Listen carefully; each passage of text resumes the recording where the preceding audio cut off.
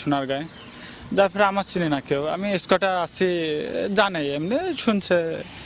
আপনার ম্যাচ খেলার পরে তার আগে আপনার আগের দিন সমু ভাই মাস্টার ভাইটা এগুলো সবার ছবি উঠাচ্ছে নিজের কাছে। আমার কালকে যদি খেলতে পারে তাহলে আমারও মনে হয় সবাই ছবিটা উঠাবে। পৃথিবীতে কিছু মানুষ জন্মায় শব্দ করতে, আর কিছু মানুষ জন্মায় ইতিহাস গড়তে, নীরবে।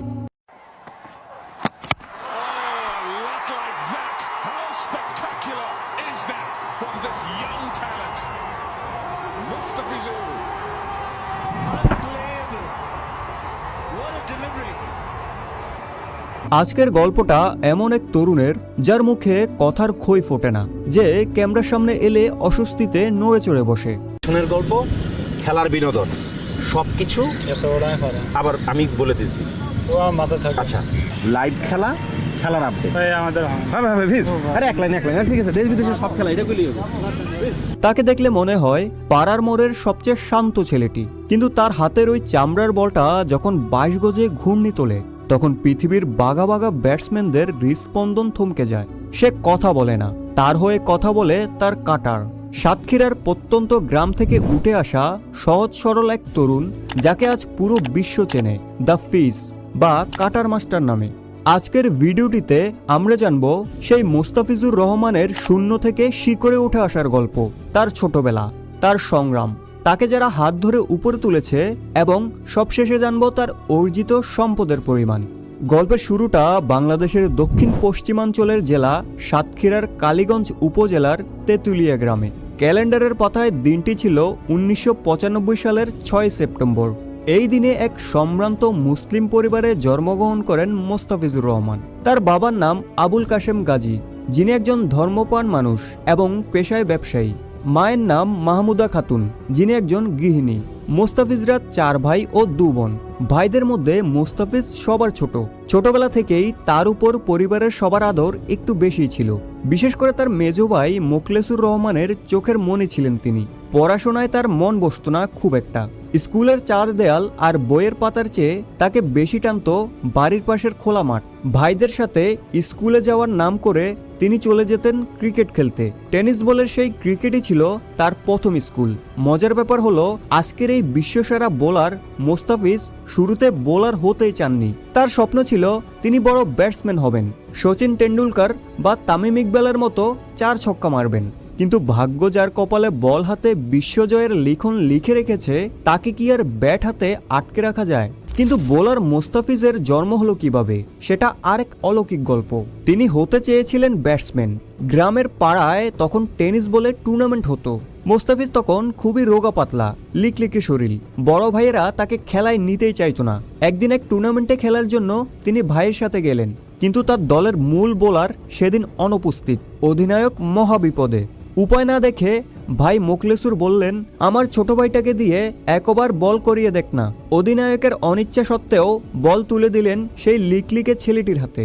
বিপক্ষ দল হাসাহাসি করছিল, কিন্তু মোস্তাফিজ যখন দৌড় শুরু করলেন এবং বল ছাড়লেন, সবাই অবাক। সেই প্রথম ওভারেই মোস্তাফিজ তুলে নিলেন 3টি উইকেট। পুরো মাঠ স্তব্ধ। সেদিনই সাতক্ষীরাবাসী বুঝে গিয়েছিল এই ছেলে সাধারণ নয়। সেই টেনিস বলের গ্রিপ থেকেই জন্ম নিয়েছিল আজকের বিশ্বকাপানো কাটার আর স্লোয়ার। গ্রামে যখন খেলা হতো তখন সবাই চাইতো মোস্তাফিজ যেন তাদের দলে থাকে, কারণ ছোটবেলা থেকেই তার বাম হাতের জাদুতে পরাস্ত হতো গ্রামের বড় বড় ছেলেরা। বাবার কড়া শাসন ছিল, চেয়েছিলেন ছেলে পড়াশোনা করে বড় ডাক্তার হবে, কিন্তু মোস্তাফিজ বলল, পড়াশোনা ওটা আমার দ্বারা হবে না। আসলে তার স্বপ্ন যে আকাশ ছোঁয়া তা কে জানতো। মোস্তাফিজের জীবনের সবচেয়ে বড় টার্নিং পয়েন্ট এবং আবেগের জায়গাটি হলো তার মেজো ভাই মোখলেসুর রহমান এবং একটি কালো রঙের ডিসকভার মোটরসাইকেল। প্রতিটি সফল মানুষের পেছনে এমন কিছু মানুষ থাকেন যারা পর্দার আড়ালে থেকে সাহস যোগান। মোস্তাফিজের জীবনে সে মানুষটি হলেন তার মেজো ভাই মোখলেসুর রহমান। মোস্তাফিজের আজকের এই অবস্থানের পেছনের সবচেয়ে বড় অবদান এই মানুষটির। মোস্তাফিজের গ্রামের বাড়ি থেকে সাতক্ষীরা জেলা শহরের প্র্যাকটিস গ্রাউন্ডের দূরত্ব ছিল প্রায় 40 কিলোমিটার। একজন কিশোরের পক্ষে প্রতিদিন এই পথ পাড়ি দেওয়া ছিল অসম্ভব, কিন্তু ভাই মোখলেসুর রহমান হাল ছাড়েননি। সালটা ছিল 2010 বা 11 এর দিকে। প্রতিদিন ভোরের আলো তখনও ফোটেনি। ঘড়িতে সময় সকাল 5:30 বা 6টা। কুয়াশায় ঢাকা শীতের সকালে যখন গ্রামের মানুষ লেপ মুড়ি দিয়ে ঘুমাচ্ছে, তখন গর্জে উঠত সেই ডিসকভার বাইকের ইঞ্জিন। ভাইয়ের বাইকের পেছনে কাঁধে কিটব্যাগ নিয়ে বসে থাকতেন ছোট্ট মোস্তাফিজ।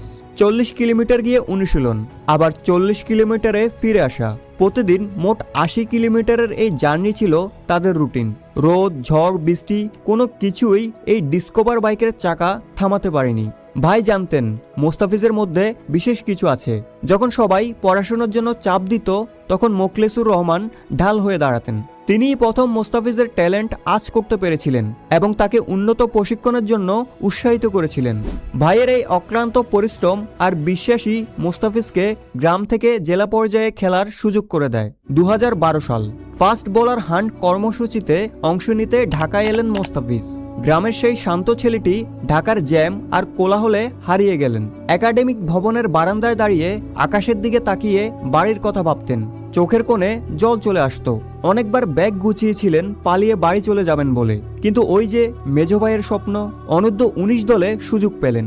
2014 সালের অনূর্ধ্ব 19 বিশ্বকাপে তিনি নজরে আসেন। তার কবজির মোচড় দেখে কোচরা অবাক হয়ে যান। ওয়েস্ট ইন্ডিজের কিংবদন্তি এবং তৎকালীন বোলিং কোচ কোর্টনি ওয়াশ বা থিথ স্টিকরা তাকে একটাই পরামর্শ দিয়েছিলেন, কখনো নিজের অ্যাকশন বদলাবে না। সেটাই ছিল তার ক্যারিয়ারের টার্নিং পয়েন্ট। 2015 সাল সময়টা ছিল বাংলাদেশের ক্রিকেটের জন্য এক নতুন সূর্যোদয়ের। পাকিস্তানের বিপক্ষে টি-20 দিয়ে আন্তর্জাতিক ক্রিকেটে অভিষেক হয় মোস্তাফিজের। শহীদ আফ্রিদি ও মোহাম্মদ হাফিজের উইকেট নেয়। 4 ওভারে মাত্র 20 রান দিয়ে 2টি উইকেট নিয়ে তিনি জানান দিলেন তিনি আসছেন রাজত্ব করতে। কিন্তু ইতিহাস গড়া বাকি ছিল। ভারতের বিপক্ষে ওয়ানডে সিরিজে তাকে নামানো হলো। মিরপুরের সেই ম্যাচে যা ঘটল তা ক্রিকেট ইতিহাসের পাতায় স্বর্ণাক্ষরে লেখা থাকবে। বিশ্বের সেরা batting line up Rohit Sharma, Dhoni, Raina সবাই ধরাশায়ী হলেন 19 বছরের এক রোগা পাতলা ছেলের কাছে। তার স্লোয়ার আর কাটারে দিশেহারা হয়ে গেল ভারত। অভিষেক ম্যাচেই 5 উইকেট আর পরের ম্যাচে 6 উইকেট। বিশ্ব ক্রিকেট অবাক হয়ে দেখল কাটার মাস্টারের জন্ম। মহেন্দ্র সিং ধোনি তাকে ধাক্কা দিলেও তার মনোবল ভাঙতে পারেননি, বরং তিনি ফিরে এসেছিলেন আরও শক্তিশালী হয়ে। ঠিক 3 দিন পর 21 জুন 2015 দ্বিতীয় ওয়ানডেতে তিনি নিলেন 6 উইকেট। প্রথম 2 ওয়ানডেতে মোট 11 উইকেট নিয়ে তিনি গড়লেন বিশ্ব রেকর্ড। তাকে নাম দেওয়া হলো কাটার মাস্টার। 21 জুলাই 2015 সালে দক্ষিণ আফ্রিকার বিপক্ষে টেস্ট ক্যাপ পান তিনি এবং সেখানেও ম্যান অব দ্য ম্যাচ হন। মোস্তাফিজের এই জাদুকারী পারফরম্যান্সের খবর পৌঁছে গেল বিশ্বের সবচেয়ে জাঁকজমকপূর্ণ লিগ IPL থেকে। 2016 সালে সানরাইজার হায়দ্রাবাদ তাকে দলে ভেড়ায়। সেখানে ডেভিড ওয়ার্নার তাকে ব্যবহার করলেন ত্রুপের তাস হিসেবে। সেই আসরে তিনি 16 ম্যাচে নিলেন 17 উইকেট। তার ইকোনমি রেট ছিল অবিশ্বাস্য। হায়দ্রাবাদকে চ্যাম্পিয়ন করার পেছনে তার অবদান ছিল সবচেয়ে বেশি। তিনি হলেন IPL এর ইতিহাসের প্রথম এবং একমাত্র বিদেশি খেলোয়াড় যিনি ইমাজিং প্লেয়ার বা সেরা উদীয়মান খেলোয়াড়ের পুরস্কার জিতেছিলেন।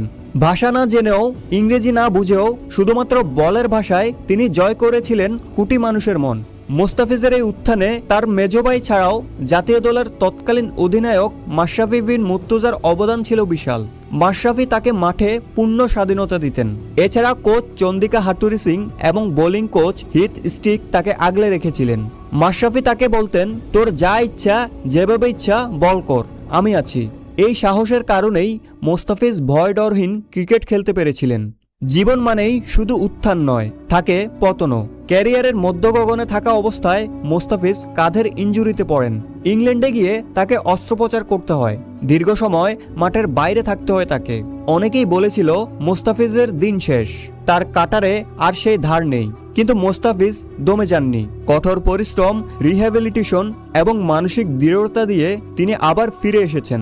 2019 বিশ্বকাপে লর্ডসের ঐতিহাসিক মাঠে পাকিস্তানের বিপক্ষে 5 উইকেট নিয়ে তিনি প্রমাণ করেছেন বাঘ আহত হলেও বাঘই থাকে। ভিডিওর শেষ অংশে আমরা জানব এই মাটির মানুষের অর্জিত সম্পদের পরিমাণ। যে ছেলেটি একসময় ডিসকভার বাইকের পেছনে বসে প্র্যাকটিসে যেত, আজ তার গ্যারেজে শোভা পায় ল্যান্ড ক্রুজার প্রাডো এবং দামি স্পোর্টস বাইক। বর্তমানে মোস্তাফিজুর রহমান বিসিবির সর্বোচ্চ ক্যাটাগরির চুক্তিবদ্ধ খেলোয়াড়। তিনি IPL, BPL, লঙ্কা প্রিমিয়ার লিগ এবং কাউন্টি ক্রিকেট খেলে আয় করেছেন কোটি কোটি টাকা। এছাড়া তিনি গ্রামীণ ফোন, সেন্টার ফুটের মতো বড় বড় ব্র্যান্ডের ব্র্যান্ড অ্যাম্বাসেডর। বিভিন্ন আন্তর্জাতিক সূত্র এবং মিডিয়া রিপোর্ট অনুযায়ী 2025-26 অর্থবছর পর্যন্ত মুস্তাফিজুর রহমানের মোট সম্পদের পরিমাণ আনুমানিক 60 থেকে 70 কোটি টাকা, যা প্রায় 6 থেকে 7 মিলিয়ন মার্কিন ডলার। ঢাকায় তার একাধিক নিজস্ব ফ্ল্যাট রয়েছে। তিনি এত টাকা আর খ্যাতির পরেও তিনি যখন গ্রামে যান তখন সেই পুরনো বন্ধুদের সাথে লুঙ্গি পরে আড্ডা দেন, মাছ ধরেন। তার এই সরলতাই তাকে কোটি মানুষের হৃদয়ে জায়গা করে দিয়েছে। মুস্তাফিজের জীবন থেকে আমাদের শেখার আছে অনেক কিছু। তিনি প্রমাণ করেছেন সফল হওয়ার জন্য স্মার্টলি কথা বলা বা শহুরে আদব কায়দা জরুরি নয়, জরুরি হলো নিজের কাজের প্রতি সততা। যেমনটা বললাম, তিনি আজও গ্রামে গেলে বন্ধুদের সাথে লুঙ্গি পরে আড্ডা দেন, মাছ ধরেন, বাইক নিয়ে ঘুরে বেড়ান। খ্যাতির মোহ তাকে অন্ধ করতে পারেনি। তার এই মাটির মানুষ হয়ে থাকার গুণটি তাকে অন্যদের চেয়ে আলাদা করেছে। যখনই তুমি ভাববে তোমার সুযোগ কম, মনে করবে মোস্তাফিজের কথা, যিনি তেঁতুলিয়া থেকে এসে বিশ্বসেরা ব্যাটসম্যানদের ঘুম হারাম করে দিয়েছেন। স্বপ্ন দেখতে জানলে এবং পরিশ্রম করলে কোনো বাধাই তোমাকে আটকাতে পারবে না। মুস্তাফিজুর রহমানের জীবন আমাদের শেখায় তোমার শুরুটা কোথায় বা তোমার পারিবারিক অবস্থা কেমন সেটা সাফল্যের পথে কোনো বাধা নয়। সাতক্ষীরার তেঁতুলিয়া থেকে লর্ডসের ব্যালকনি, এই পথটা মসৃণ ছিল না, কিন্তু মুস্তাফিজ তার লক্ষ্য থেকে সরেননি। মেধা, কঠোর পরিশ্রম আর সততা থাকলে জঙ্গল থেকেও রাজপ্রাসাদে পৌঁছানো যায়। ভিডিওটি ভালো লাগলে লাইক দাও এবং শেয়ার করো বন্ধুদের সাথে।